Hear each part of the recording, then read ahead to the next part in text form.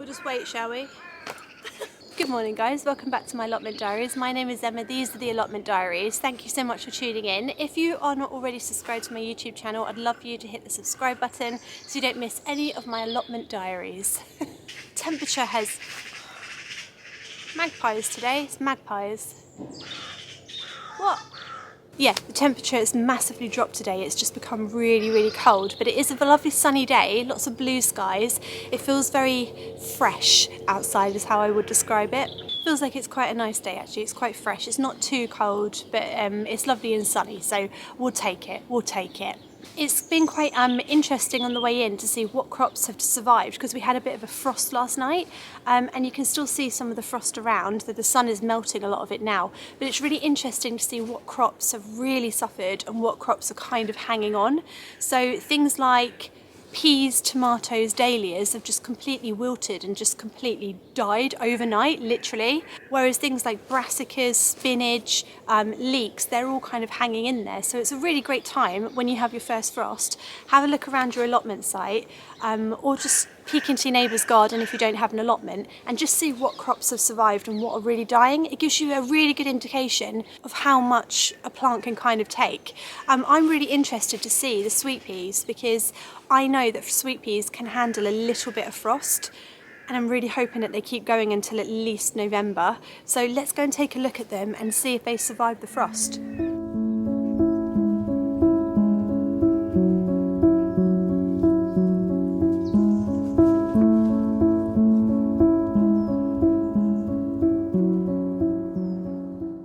Of course they've survived. You see, sweet peas are quite good at handling a little bit of frost, and I think it helps as well that it's kind of in the sunshine, so the frost gets melted very quickly. But yes, they're looking very much alive and very happy.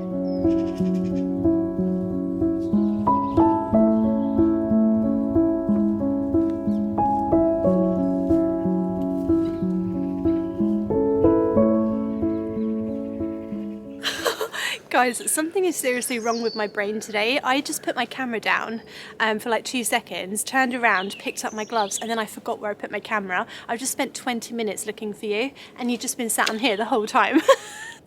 I got some serious brain fog going on. I've got another jazzy little jumper on. I think I've shown you this before, but I'll show you again because it's really nice. I like this one. It's from ASOS, and it's just super cozy and chunky.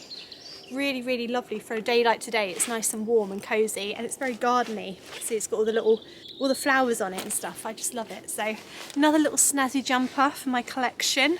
You know I love a snazzy jumper. Right, first job of the day. We're going to unfortunately take down the peas. The pea structure here and the bed, it all needs to be cleared, and then I'm going to mulch it over with a bag of the topsoil. And yeah, that's the first job of the day, so let's do it.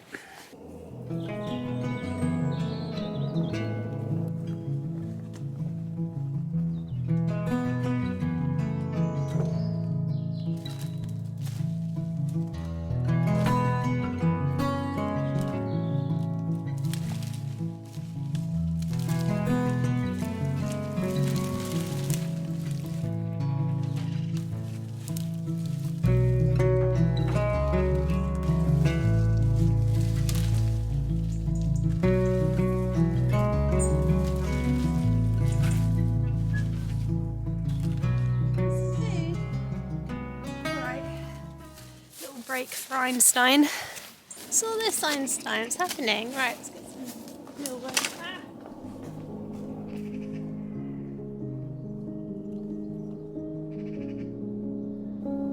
Where are you? Came from nowhere. I didn't even think you were here. Yeah. Yeah. Yes. For you. Yeah. Go for it. So nice.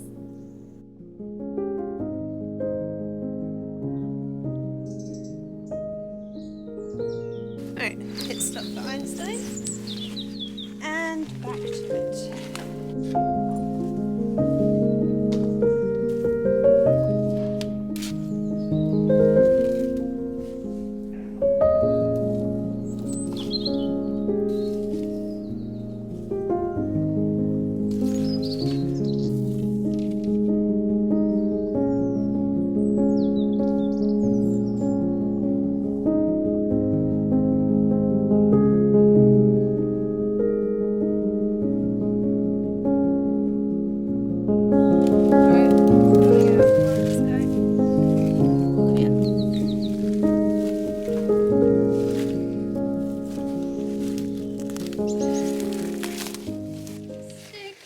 glorious sticks. So many sticks. Sticks, glorious sticks. You might be wondering why I didn't just leave the stick structure up there, why I took it down. I don't know what I'm going to have there next year, so there's no point leaving the structure up. Also, weeds might grow up it and sort of get stuck in it, which will cause me a headache in the spring. Also, I get to get my sticks back, which is always a very exciting moment. If you follow this channel for a while, you might know my love of sticks. Sticks are incredible.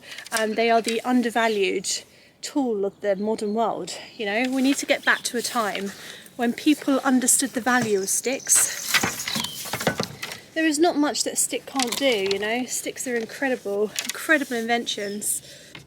They stick around, you know, they're loyal. That's why the saying stick around is stick around, because at one point in history people understood the value of sticks and the importance of them, and we've just lost that. We've just lost that in society, and we need to get back to a time when people collected sticks, you know. Sticks, not cars. There's a little piece of merch, sticks, not cars. Right.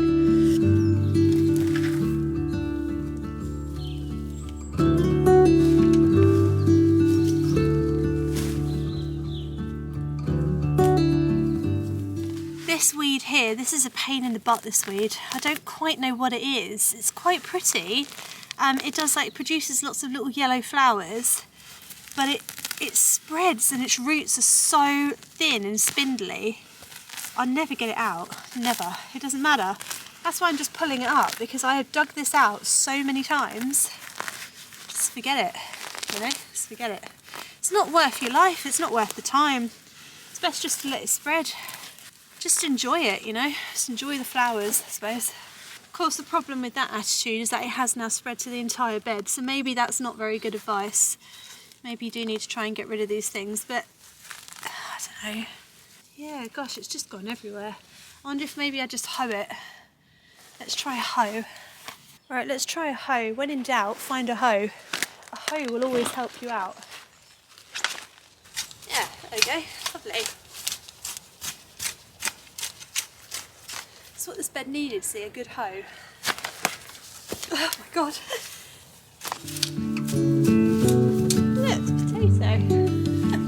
Random potato.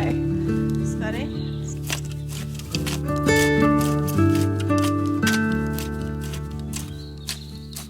So looking at this bed, it's become absolute weedy city. This is now weedy city on the plot, so that's not great. So I did a video a couple of weeks back talking about how to fill your growing beds ready for the springtime, and I did mention in it that you have to look at your bed after every growing season and think about what it might need. So this bed here, it hasn't had a layer of cardboard in it, I think probably ever, and it shows. You can see the amount of weeds that have come up is absolutely insane. It's going to get on top of me every single year. So what I'm going to do, I'm going to reassess the situation. I'm going to bring some cardboard to the plot and I'm going to fill the bed with cardboard and then top it up. And hopefully that will keep the weeds down next year, because that's just too much. That is too much for any person to handle. The difference in the amount of weeds that come up in a bed that's not had cardboard compared to one that has had a layer of cardboard is insane. So this one has been growing, it's had no cardboard, right? It's like, you saw it, it's a weedy mess. This one here, this brassica bed has had many layers of cardboard over the years. I always top it up with cardboard and then compost, and it's been mulched multiple times. I mean, look at this. There's just a huge difference in the amount of weeds. There's none, you know, there's just none. That's why, and I know not everybody likes it, but I'm just a massive believer in using cardboard on a growing bed. So I think it makes a huge difference and I will always use it. So I am a cardboard lover all the way.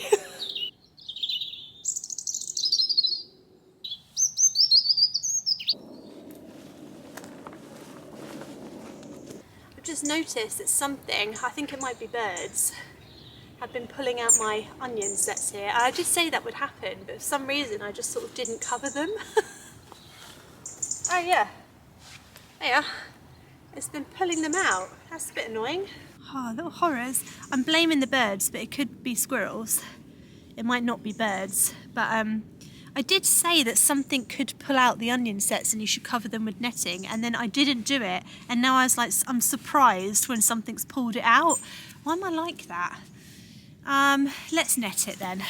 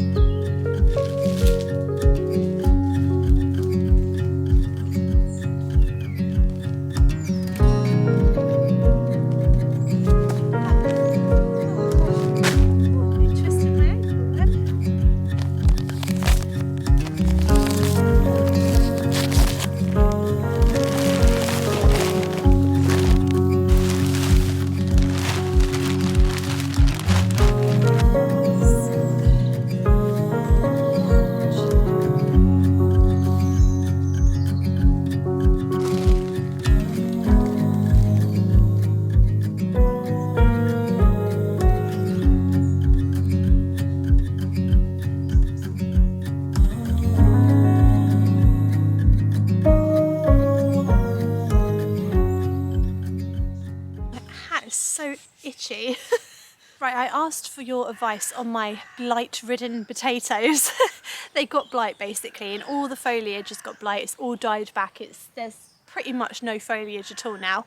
I pulled up a couple of them last week as a bit of a tester to see what was happening under the ground, and they were quite a decent size. They tasted delicious, by the way, kind of like new potato size. But then they are second earlies, so they're not going to be that big anyway. You know, they don't get massive second earlies usually. But they were absolutely lovely. I asked your advice whether I should pull them up or leave them in the ground. You all said pretty much unanimously, pull them up, because if they sit under the ground, they're just going to rot. So I'm going to pull them all up today. A couple of you said about storing them. The problem is, because they're second earlies, they're Maris Peer, they don't store very well. So I might be able to keep them sort of fresh in the fridge for maybe a week. As long as I use them for dinners this week, I think it should be fine. I actually don't think I'll get too many, so I don't think storing is going to be a problem. But that's just something to bear in mind, that second earlies and earlies do not store very well. Main crop potatoes store fantastically. So if you're looking to store potatoes, grow main crop. But if you just want to eat fresh potatoes, early and second early, much quicker to grow, and you can just eat them fresh straight away. So let's pull up the potatoes. Right, it's a little bit frustrating because it is so early, but you know what? You can't win them all. Oh, wow! Wow! So because it's so early, they've only been in the ground about a month and a half. They are quite small, but they are lovely looking little potatoes. Oh my goodness, look! There's loads under here. Beautiful. I mean, little, but oh, this is such a shame, you know. This is such a shame. Oh, you know, it is frustrating actually, because I think these would have been incredible Christmas potatoes. It's so annoying. Oh yeah, look. There we go. Oh, gosh, they're just beautiful. Bloody blight. Why does it exist? Why can't we eradicate it? Oh, I'm going to have to really, really dig in here. Have a dig. Wow! Oh, what a whopper! Considering it's been in the ground for a month. That's absolutely huge. Oh, lovely. Oh my gosh, it's the best plant of all of them. Oh my goodness. Oh, wow. Wow, wow, wow. Look at these. These are just beautiful. Oh my gosh, so stunning. Oh my gosh, there's loads in this plant. I'm gonna cry because they're just, I just wish they just didn't die and get blights. There's loads of them here, and some of them are so small. Utterly stunning. Stunning. More lurking.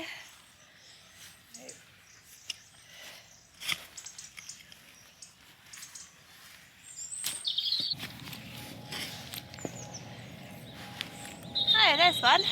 What a whopper. That's a good one.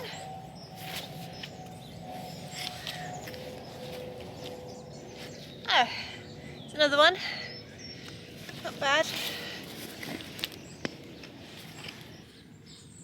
Oh, that's a nice one. It's all right. It'll do. Yeah, you know what? Not a bad harvest, considering they've literally been in the ground for about a month and a week and a half, something like that. That's not actually bad. Some of these are a decent size. Like I said, they won't store very well, so I have to eat them pretty sharpish, but I'm happy with that. I mean, I've got a handful probably. Enough to make a nice sort of potato salad, I would say, so that will do, that will do. Right, it's absolutely blooming freezing here today and I haven't got any other jobs to do today, so I'm going to call it a day there. I hope you've enjoyed the vlog today. Once again, a huge thank you if you have purchased my allotment planner. It is still up and the link is below in the description if you still haven't got your hands on one. I'm loving seeing all the pictures that you're sending of me with your allotment planner and all the feedback I'm getting. It's just fantastic, so thank you so much. And I will see you again on Wednesday. Have a lovely gardening week. See you Wednesday, guys. Thanks for watching. Bye.